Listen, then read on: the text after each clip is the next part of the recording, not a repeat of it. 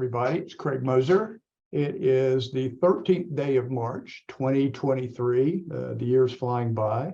A lot to talk about, but wanted to do a market update, chat with you a little bit.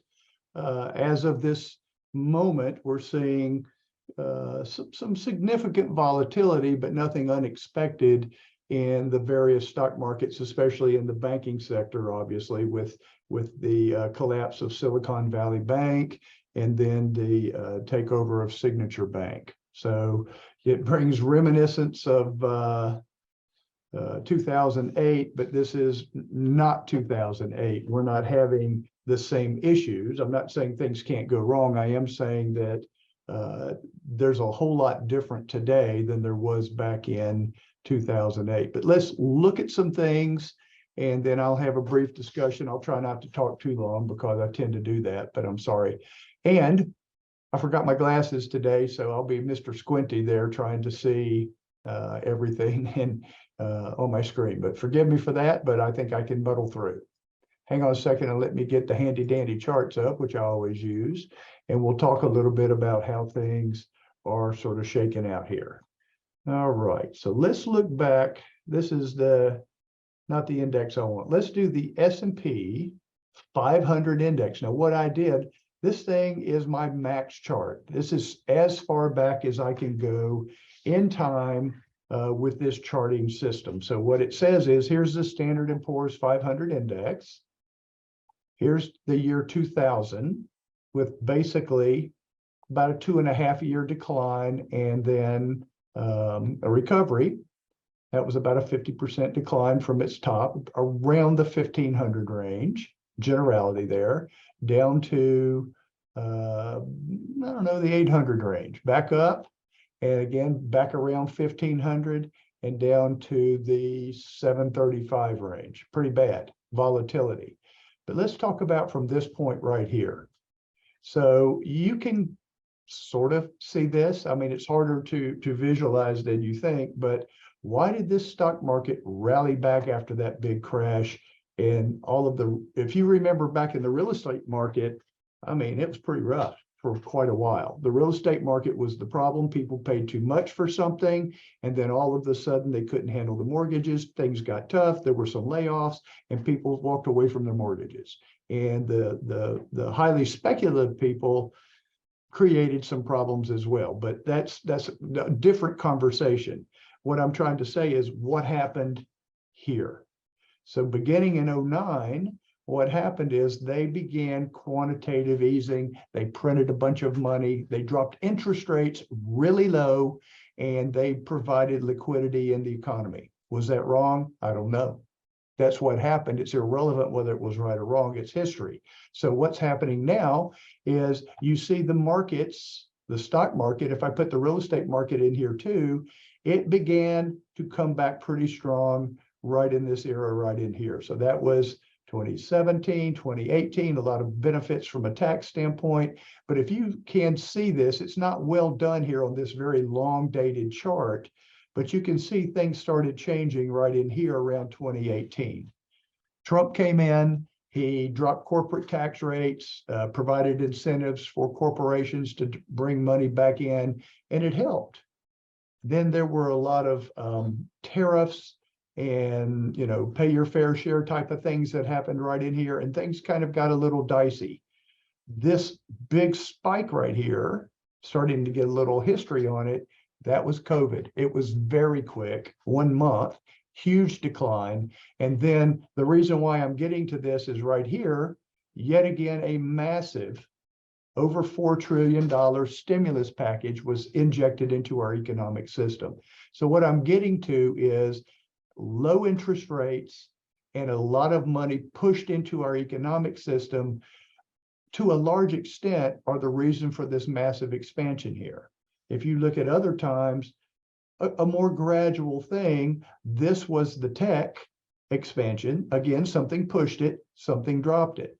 This was, I don't know, recovery. This was some of it in real estate. But then we had the same thing. We had a decline. Each of these declines right here from 2009 up have been generated from stimulating the economy, the government doing something, the Fed doing something to get us down, get us up further than we were. So if you can look at that window of time, it's pretty dramatic from where the real timeline is. I mean, you can kind of draw your eye and say, what's the line? What's the actual price range? And it's something like right here. That's a 200-day moving average. So I'm not trying to beat this half to death. I'm saying, will they continue to provide a lot of money, stimulus, and will we be able to handle that much more money hitting our economic system? So here's a 5-year look. Now you can see COVID a little more, you can see these are daily prices up and down. Let me get rid of the 50 there. I didn't know that was still in there. Sorry, I usually take all this stuff out and just leave the 200-day moving average. But you can see COVID was bad, and then a big move shouldn't have happened organically, but a lot of money and almost zero interest rates. We did this ZIRP thing back in 09 to probably about 2014, 2015, and then we turned right around and did it again. And so the market is doing what it should do. It's declining some, it's slowing down. Inflation is being pushed back on, at least in the stock market, with higher interest rates. So if you look at other things, let's look at gold, because gold probably today is spiking up. Why? Because these two banks failed and people are a little nervous. I mean, I can understand the nervousness. When you hear a bank failure, especially the 16th largest bank, Silicon Valley Bank, you can see that gold had a little bit of a spike right here, but nothing extraordinary is occurring in the gold market. So the markets are kind of looking at this and trying to figure out what's happening. If you look at the dollar, I don't have a good dollar symbol that this software will use. So I'm going to use the symbol UUP, which is an index that Invesco does. So you can see that the dollar was very high right here, declined substantially, and now we're kind of drifting in this area right in here. So I don't know, dollar doesn't look too bad, but it was on its decline from its very, very high market price back in last year around September, right around there. So it's been declining since then. A lot of stuff going on in our world, a lot of it. When we look at the bond market, you've got to think about this next one: stocks, real estate, the dollar, gold. Those are either up or down based on supply and demand. Now, bonds are not stocks and gold and the dollar or real estate. Bonds are something that are issued either by the government, a U.S. Treasury, or issued by a corporation, a bond from Procter & Gamble or Raytheon or Boeing or somebody, a bond. They issue debt, they're borrowing some money to build a plant, to do something, and guess what? We get to get paid interest. It will pay us the interest over the term, and then when the term is done, they return the principal amount, so you basically collect interest and get your principal back at some point in time. What could go wrong? Well, the company could go belly up and we would not get our principal back. What's the probability of that? If you buy in the investment grade, the investment quality range that is in the corporates, the quality bonds, the probability is extremely low. Not zero, but extremely low. So let's look at the bond aggregate. I did that big dissertation. So when you see this price decline is not because there's something wrong with bonds that were issued in this index, the U.S. aggregate bond. It is because interest rates were increased, and inside this index were very low yielding bonds. Eventually that'll work its way out. Why? Because the bonds in here, again, mature at the face value that they were issued at. The interest rate is what's driving the current price down. So the bond market is down. I'm saying this to you because I want you to understand these are different animals than stocks. This is probably a good time to be adding to bond portfolios.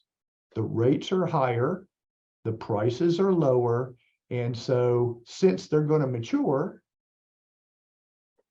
you'll do better in the bond market than you did last year, for sure. The bond market last year was a slaughter because all these low yielding bonds and a pretty substantial rate increase over the whole year, several, drove the prices down. But again, I'm going to say to you, if you buy the real bonds now and keep the maturities, say within an 8-year window, 1, 2, 3, 4, 5, 6, 7, 8, maybe each year, what you'll find is I'm getting paid. I'm getting something that matures every year, and I don't have as much volatility now that the rates are up. If the rates go up further and you have something that matures, fantastic. We'll buy another one and get a higher rate. If the rates go down, we'll have to figure out what to do. But right now, with bond prices substantially lower, it's a good time to look at the bond market and say, can I buy some things in here that will give me good yields and a much smoother, stabler ride versus, a fairly choppy stock market. If we look at the NASDAQ, probably the best of breed this year, you can see that the NASDAQ for the last 5 years has been having a decline. Not 5 years, for the last 1.5 years has had a pretty substantial decline. So what we're seeing here is a lot of choppy price action. Now we look at research. A lot of the research that we see says that this particular market, this particular world that we're in, this is the NASDAQ, I had the S&P up. When you look at what's happening, that we're probably going to see a 4 to 6% rate of return over the next 10 years. This is Vanguard's research, but with a real high volatility, meaning sometimes you can see the market go way up and then it will punish you on the way down, similar to what you're seeing in this price action right here. So just understand that the economy is changing. The expansion may be over for a while, and we have to rely on things that are a little more stable to keep us going. So don't switch your whole portfolio from growth to income, but it would be nice to add some things that pay 5.5% into your portfolio that you really get paid on. It's not a maybe, it's a payment. And then you can decide what you do with the money that you receive from a dividend or from an interest payment. So I'm not going to beat you to death today with more charts, but I wanted you to understand a lot of this expansion, especially this one, was due to a whole lot of money hitting the world really fast. Last thing on real estate, because it's always something in people's minds. If you look at the REIT market, I use Fidelity's real estate index here, you can see very good run, pretty much the top of the market ever. And the real estate market, at least nationally, is still declining from that high. If you look at the residential market, a little different, because some of this has some different things in here, but residential is looking very similar. So prices are starting to come down. So if you were sellers up in here, good for you. If you were buyers up in here, hope you got a good deal. And just understand everything goes up and down in markets that have liquidity to them. When people are buying things and selling things, yeah, you're going to see some volatility, both to the up and now more to the down. All right, so stay tuned. Don't panic. Don't be upset. Just understand that this is a correction so far, and we're watching it. If you have questions, obviously, 336-448-1086. Call us. We'll talk to you, try to help you. And with that, I bid you a good day.